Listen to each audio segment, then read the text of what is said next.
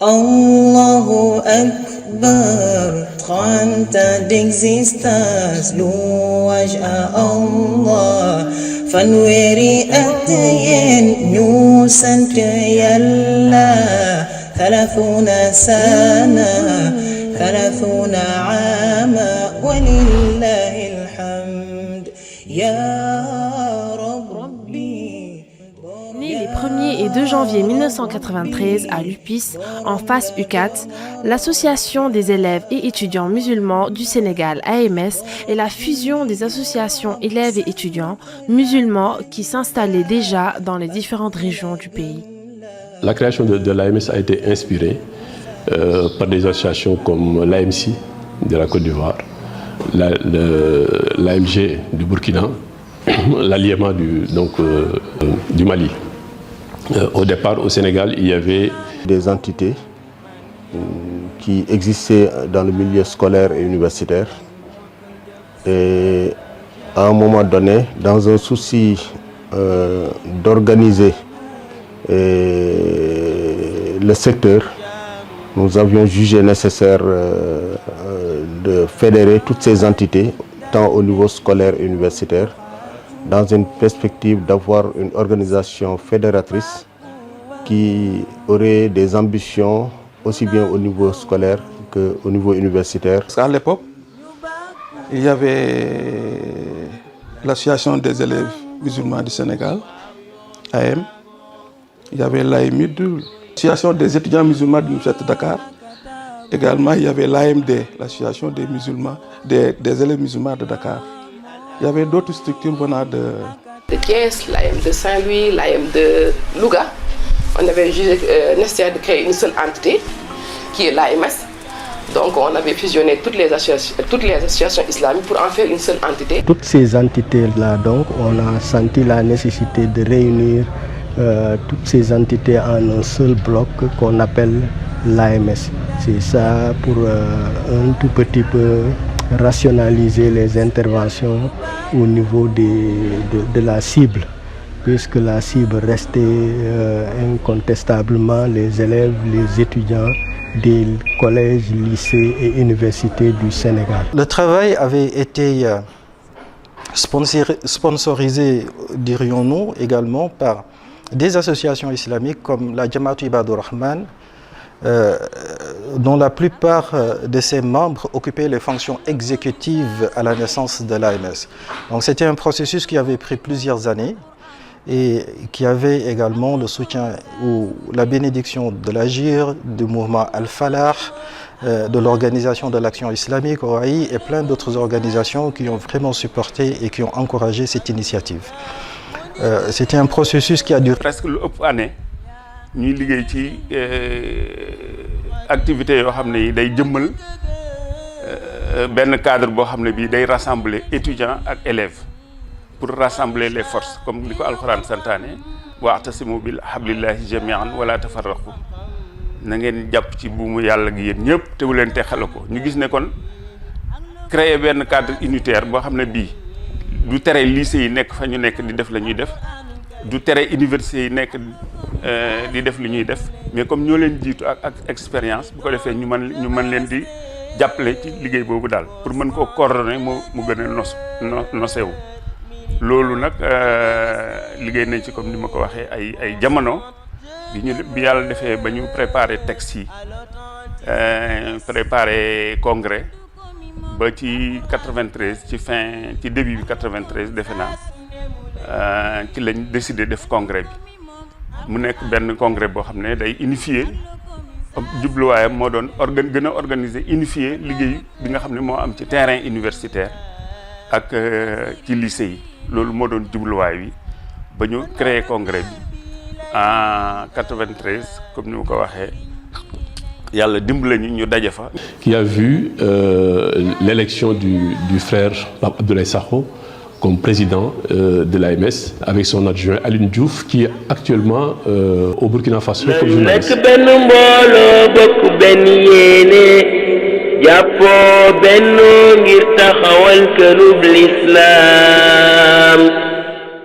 Comment faire pour implanter l'AMS en ce moment It was not easy. It was not easy at all. So it was not something facile.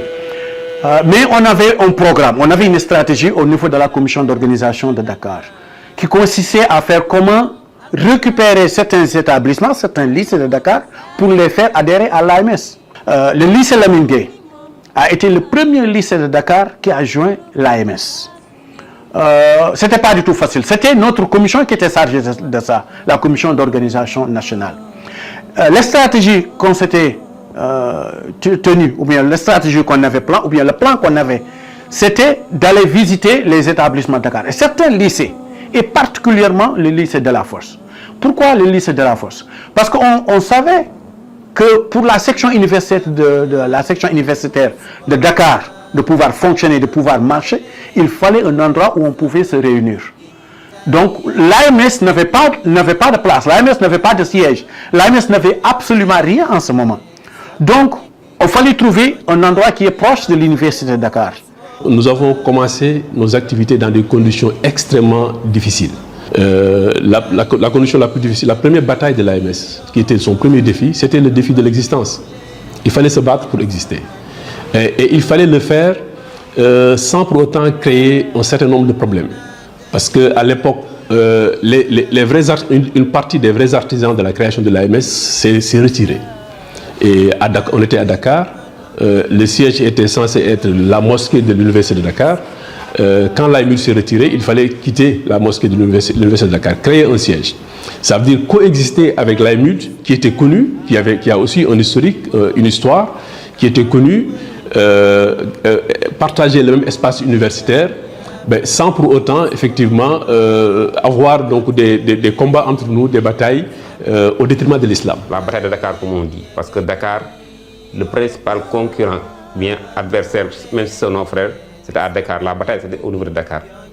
Il y avait beaucoup de problèmes, tellement de problèmes. Toutes les crises, toutes les réunions de crise au début, c'était surtout axé sur Dakar.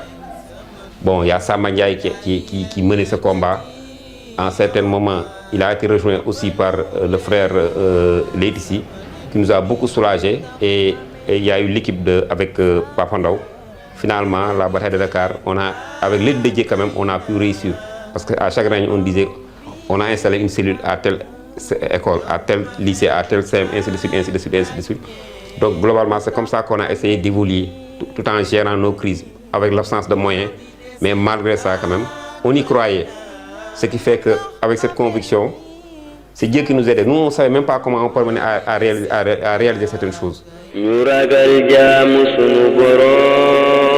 Dans un contexte où les idéologies marxistes et socialistes dominaient l'espace universitaire, des jeunes musulmans conscients de leur responsabilité à prêcher le bien et interdire le mal ont créé une structure qui prône la globalité de l'islam.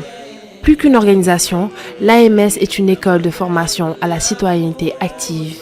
Elle a formé, encadré, orienté des milliers de jeunes Sénégalais et Sénégalaises aux valeurs islamiques, aux valeurs sociétales positives. La construction d'un citoyen capable de répondre aux exigences d'une société en mutation est un sacerdoce que l'organisation s'est fixé et qu'elle a atteint tant dans la diversité de son action que dans la profondeur de son discours. Quand l'AMS est née, on a tous adhéré. Mais c'est des gens qui nous ont appris à travailler dur, qui nous ont appris à cultiver l'excellence.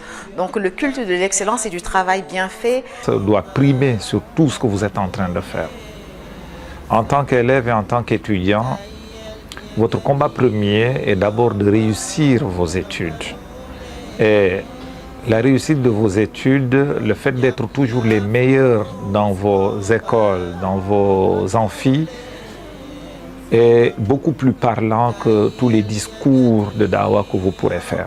Mais l'AMS a vraiment eu un impact particulier parce que c'est là que j'ai appris que voilà, le samedi et le dimanche, c'était pas seulement pour aller s'amuser, c'était aussi des moments où on pouvait s'amuser, mais en apprenant des choses, de façon citoyenne, en apprenant des choses en conformité avec notre culture, en apprenant des choses en conformité aussi avec notre religion et qui ne nous détachaient pas forcément du reste de la communauté. Et je pense que la chance que l'AMS leur a apportée, c'était aussi de les orienter, rien qu'au niveau du lycée, de préparer déjà. Je pense que c'est de les préparer à l'excellence, mais surtout de l'orientation, quels sont les domaines qui sont tendances, quelles sont les matières qui peuvent servir le travail et le Sénégal et notre pays aussi, parce que c'était ça l'approche, quelle orientation nous, en tout cas moi qui étais d'une famille très très modeste, je n'avais pas ces orientations parce que mes parents étaient analphabètes, donc comme dirait un ami franco-algérien Omar Alouche, ils étaient analphabètes bilingues, ils savaient ni écrire en wolof ni lire ni écrire en français. Et je me rappelle, mes amis avaient des bourses à Polytechnique France pour aller en Polytechnique, mais je ne savais même pas ce que c'était que Polytechnique France. Mais je pense que l'AMS a apporté ce soutien dès le collège et le lycée aux élèves pour les orienter, pour les accompagner, etc. Et ça, je trouve parce que c'était là où démarrait quand même l'excellence. Nous avons surtout œuvré dans l'encadrement pédagogique. Je pense que partout à Dakar, il y avait des frères qui quittaient l'université et qui allaient dans les lycées pour encadrer nos frères et sœurs qui étaient dans les lycées. On encadrait également les frères pour les concours administratifs et beaucoup d'entre eux ont eu à passer ces concours. L'autre chose, c'est qu'au niveau de la bibliothèque pédagogique, c'est une bibliothèque où il était extrêmement difficile de structurer la bibliothèque. Je pense qu'on a essayé en un certain moment de structurer la bibliothèque, mais surtout d'avoir de nouvelles acquisitions. Et sous notre magistère, on a eu à lancer ce qu'on a appelé autant le livre symbolique. Et le livre symbolique, c'était que chaque frère ou bien chaque étudiant pouvait nous donner en don un livre. Et ça nous a permis véritablement d'avoir énormément d'acquisitions pour la Bibliothèque nationale. Mais on avait également essayé avec la complicité des frères qui étaient au niveau de l'EBAD à commencer à numériser, je ne sais pas, la bibliothèque. Faire de telle sorte que les entrées et les sorties puissent être au moins contrôlées.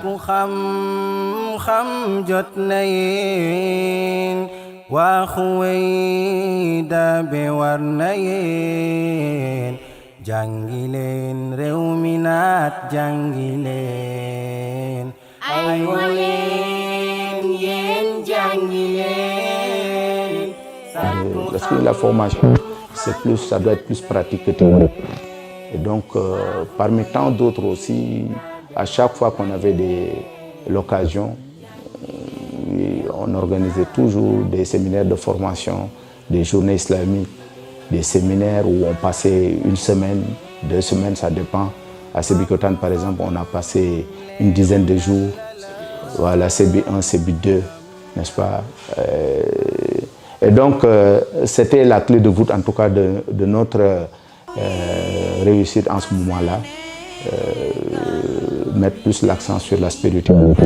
De thèmes militants en général, qui allaient dans le sens de présenter l'islam comme une alternative sur le plan politique, sur le plan social, sur tous les plans. Mais il fallait aussi faire en sorte que l'étudiant et l'élève soient parmi les meilleurs. On a pu théoriser beaucoup de choses et c'est dans cette capacité de conception et de théorisation-là que nous avions lancé le concept d'université militante. Je pense à tout seigneur, tout honneur, et nous avons lancé ce concept avec un aspect très innovant, mais quand même le concept à l'école des femmes, on avait trouvé que la sœur Mariam Siré l'avait déjà proposé, mais nous avions travaillé à améliorer le contenu du concept à l'école des femmes, où nous faisions des activités culinaires, des activités également de femmes tout court. On échangeait sur les astuces et trucs et astuces des femmes, il y avait plusieurs rubriques. Mais le concept d'université militante, quand même, on a pu théoriser cela, et ce qui nous a permis quand même de renforcer la formation aussi bien militante des sœurs que la formation académique des sœurs, de les encourager à avoir des études, à faire de très longues études. Sans les femmes, le travail islamique peut-être n'allait pas se perpétuer dans la cité, à la cité Claudel.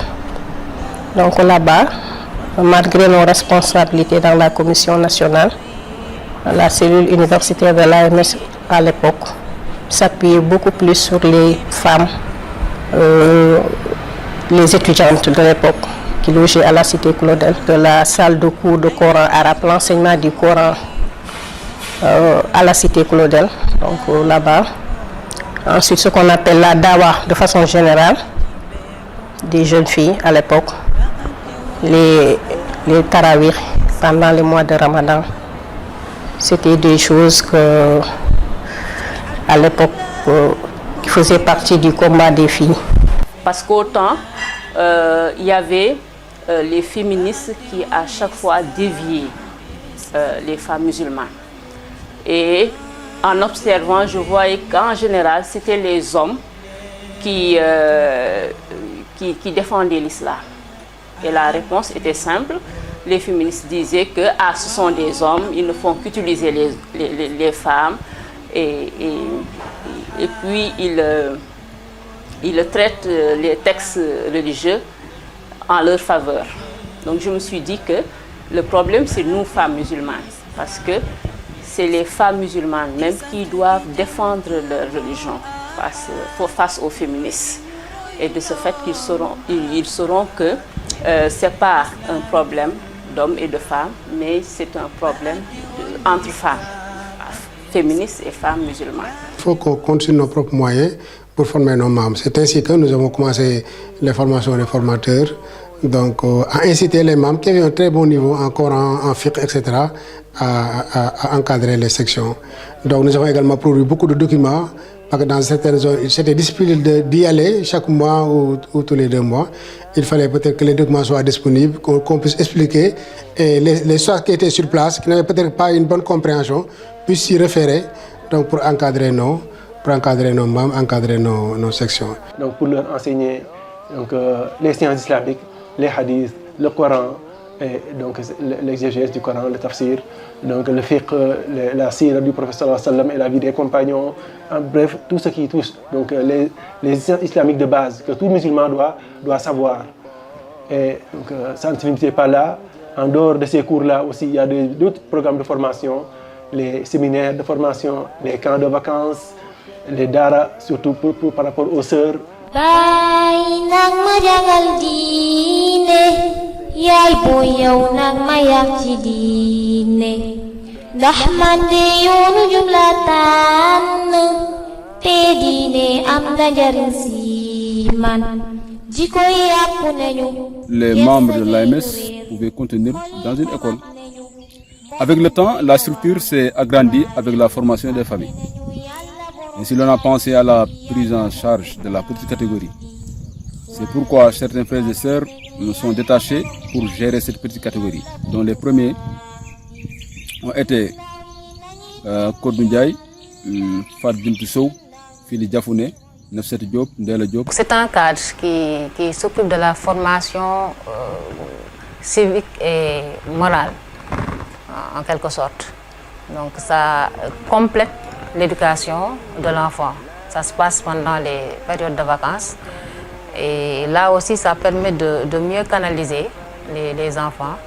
C'est tenu par rapport au centre d'intérêt de l'œuvre qu'il organise, comme l'AMS qui l'organise. Donc par rapport à ces centres d'intérêt, c'est dans ce sens-là qu'il y a un programme qui est mis sur pied. Donc tout ça, c'est en quelque sorte une manière de permettre à l'enfant de faire le transfert. La mosquée, c'est un lieu privilégié pour tous les musulmans. On doit s'y rendre quotidiennement durant toute une vie. Avoir une mosquée, la gestion de la mosquée des étudiants, c'était un privilège. Et nous qui étions déjà imams, on devait s'organiser.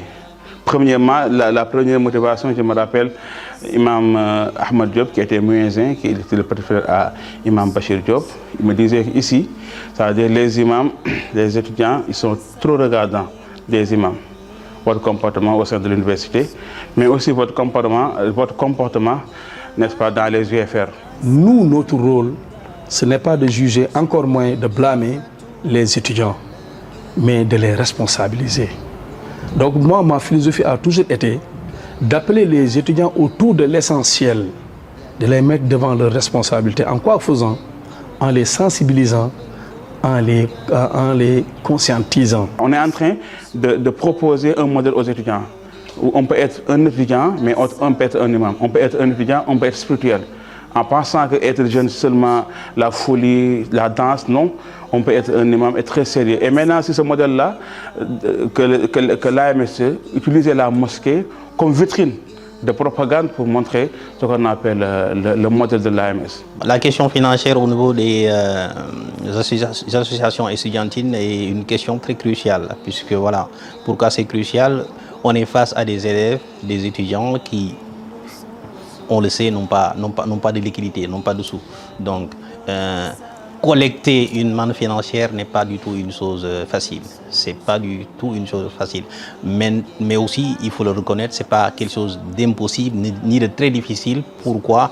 Parce que nous sommes dans un cadre associatif, mais association islamique, où le don de soi, les gens aiment partager et tout ce qu'ils font est un soubassement religieux, un soubassement de taqwa, un soubassement comme le disent les frères, de gladiateurs de Tuaba. bu weer wi deewee man comme man it ci ñi daan laaj xaalis laa daan bokk dama daan def dama amoon jot ba nga xam ni néegu gaa yi laa daan dem waaw ñi ma xam seen kër ma dem seen kër genre Omar Baye buñ ma gisee rek dañ may won ginnaaw ndaw ñëwati na donc c'est des choses yoo xam ne souvent ça revient et ça me fait rire et xëy na dinañu kafre et cetera mais ku ci am macha allah du poser wu question day indi li mu am daal di lay jox. L'AMS est une école de la citoyenneté et de la gouvernance. L'acceptation de la diversité, de la différence ethnique et de la classe sociale sont acquises grâce à un système d'élection qui voudrait que le plus méritant soit élu sans contestation. Le calendrier des congrès est respecté. Différents présidents se sont succédés à la tête de l'organisation, apportant leur pierre à l'édifice. Du premier président, Pape Abdoulaye Sakho, Saliou Dramé, Mansour Ndiaye, Mohamed Lamine Gaye, Alioune Badara Ngom, Fodé Mohamedou Koli, Mamadou Ndao et Issa Aboubakar Diédhiou. Cela témoigne du dynamisme de l'organisation et de l'acceptation des principes du renouvellement. Les présidents, que Dieu veille sur eux, ont pu mettre en avant les valeurs de partage pour transmettre le flambeau de génération en génération. Que des messages forts pour garder encore cet héritage si cher à l'Afrique. L'idée, c'était vraiment de former les gens au leadership, mais surtout de les encourager à intégrer les instances dirigeantes. Puisqu'en vérité, le mouvement syndical était au-delà des revendications que les étudiants portaient. C'était aussi une école qui permettait de soumettre ses convictions à l'épreuve de la réalité. Est-ce que vous avez cette capacité ou même cette éthique qui doit vous conduire à gérer les choses publiques, même estudiantines au mieux de ceux qui vous ont mandaté leur confiance? Mais il s'est trouvé en fait qu'il y a nos devanciers qui ont déjà balisé le terrain et qui nous ont indiqué justement la voie à suivre. Mamadou Dieng en était un.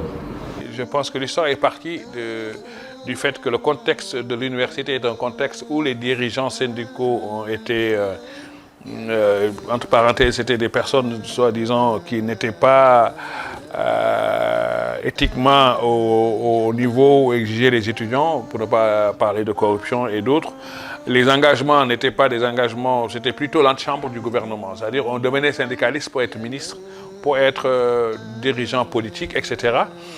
Et je pense que les conditions d'enseignement étaient quand même à un niveau assez catastrophique. Et les étudiants ont exigé, je pense, d'avoir des dirigeants qui étaient esthétiquement irréprochables, mais aussi des conditions de travail et d'études qui étaient mieux favorables. L'AMS est une école de formation. Oui, une école. On y apprend une formation islamique de base allant du Coran aux sciences islamiques à travers des cours, des séminaires et des camps de vacances. On y apprend les principes de base en islam, la wasatiyya ou le juste milieu, la consultation ou encore l'universalité et la globalité de l'islam. On y apprend la fraternité et l'amour de son prochain. La fraternité n'est pas un vain mot, mais une réalité. On partage ce que l'on a de plus cher, on donne sans calcul, on aide, on supporte son frère et sa sœur pour la face de Dieu. L'AMS a permis à des Sénégalais de vivre une fraternité au sens social du terme. L'AMS a soulagé des communautés à travers des actions sociétales à haut impact. Don de sang, Consultations gratuites, campagnes médicales, dons d'habits et de vivres, dons de tickets dans les campus et bien d'autres. L'AMS offre ce cadre de solidarité avec les populations à travers le pays afin d'apporter sa contribution à la construction d'une société juste. L'AMS a su donner une chance de réussite et de succès aux plus défavorisés en offrant un toit d'hébergement. Combien de jeunes étudiants ont dormi dans le siège de la structure ? Combien sont-ils à bénéficier des cours d'encadrement pédagogique gratuits sur l'initiative de l'AMS? Combien sont-ils à recevoir un discours qui les remet sur le chemin de l'espoir et de la réussite? Il y a énormément de relations sincères qui ont transcendé les générations, qui ont transcendé les années.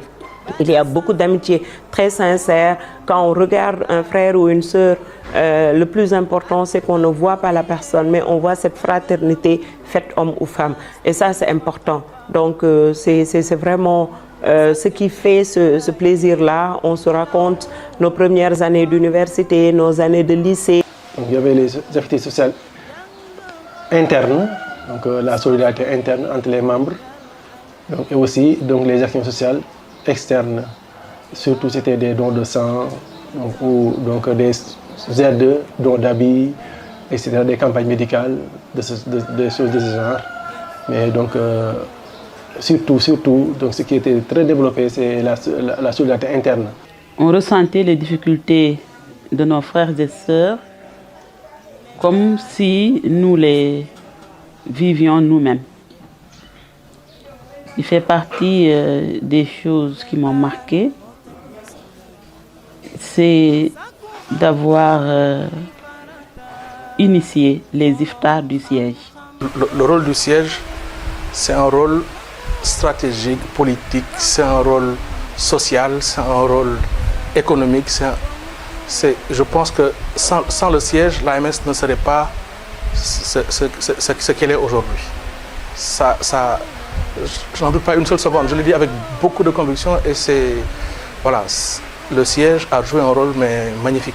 Il y a des événements heureux, extrêmes, que nous garderons peut-être à vie. Il y a des événements douloureux qui nous ont profondément marqués dans nos cœurs, les séparations avec des frères, que nous garderons à vie.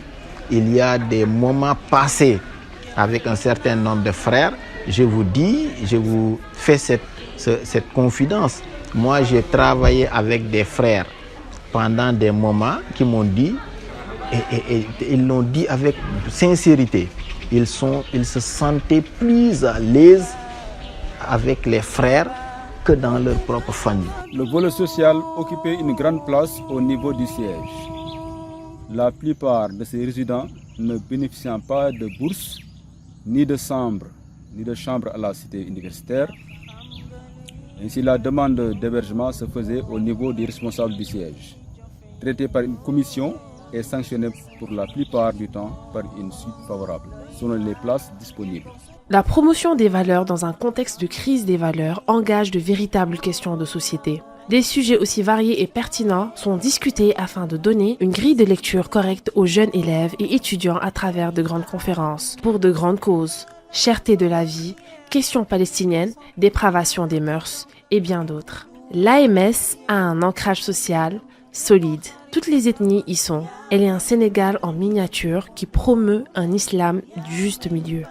Et cette autonomie-là nous a poussé à bâtir une philosophie, une voie qui nous permettait de dire que nous sommes mouvement islamique avec un projet de société, mais que cela ne devrait pas créer de rupture avec les pans de notre communauté.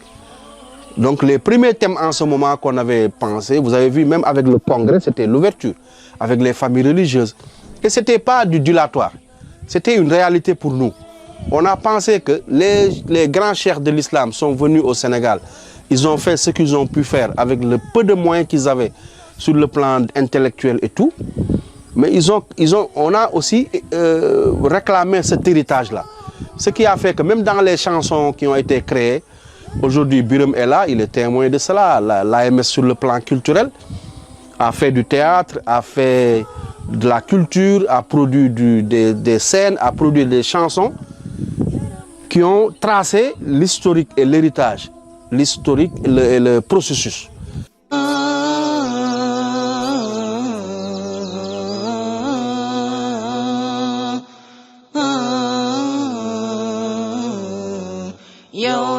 jaamu yow la yaakaar weeru ko ñëwaat na ak ay ngëneelam weeru ko ñëwaat na ak ay ngëneelam dina baax duma xeer man damay dem dembu la woon léegi na man maa ngi ñëw.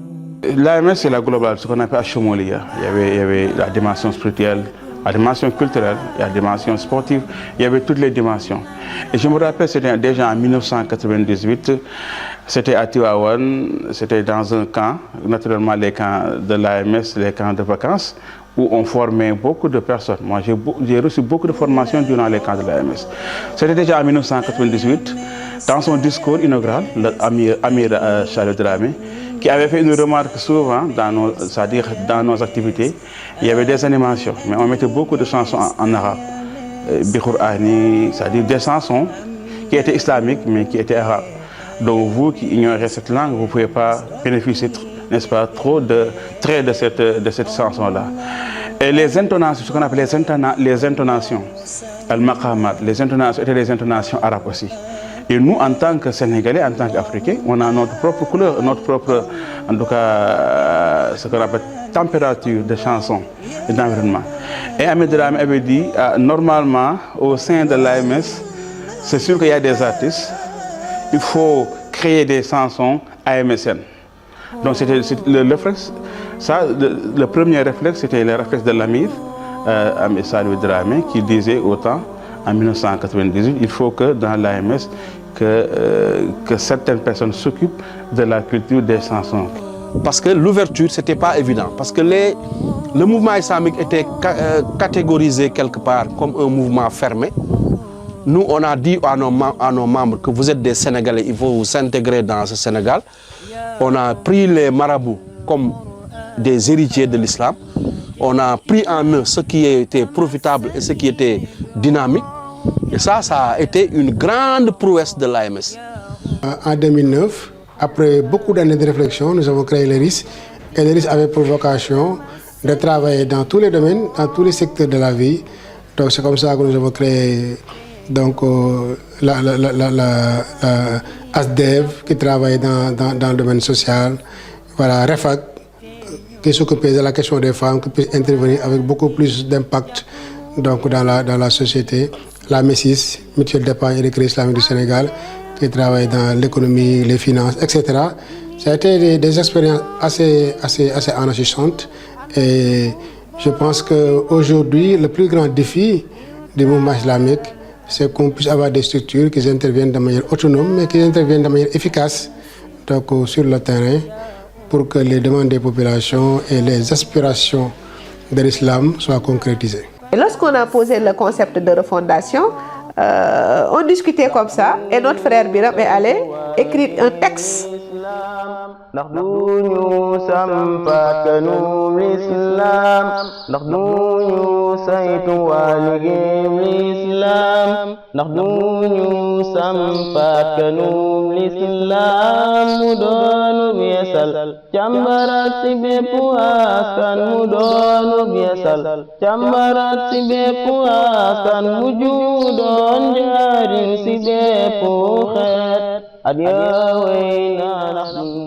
Une chanson qui mettait en exergue les idées.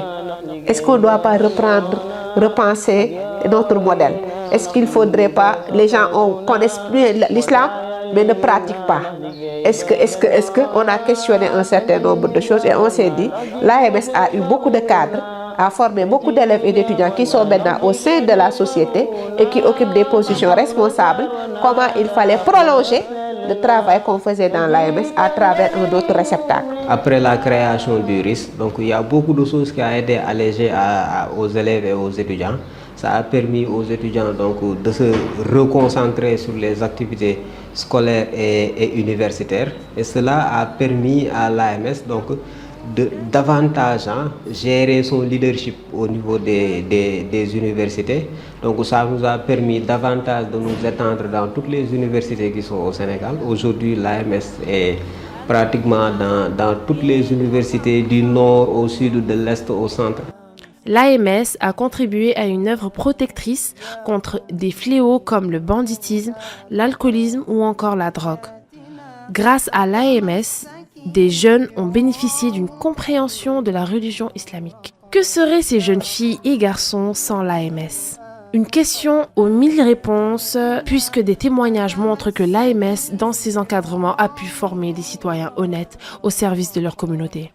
Les méthodes de travail qu'on a adoptées à l'AMS, l'esprit d'engagement, de sacrifice ont été les choses qui m'ont le plus bénéficié dans mon cadre professionnel. Cet esprit de discipline, de sacrifice, de partage, cet esprit également de dépassement et de surpassement peut-être même de soi ont été les premiers enseignements que nous avons pu, ou bien les premières leçons que nous avons tirées de notre militantisme au sein de l'AMS.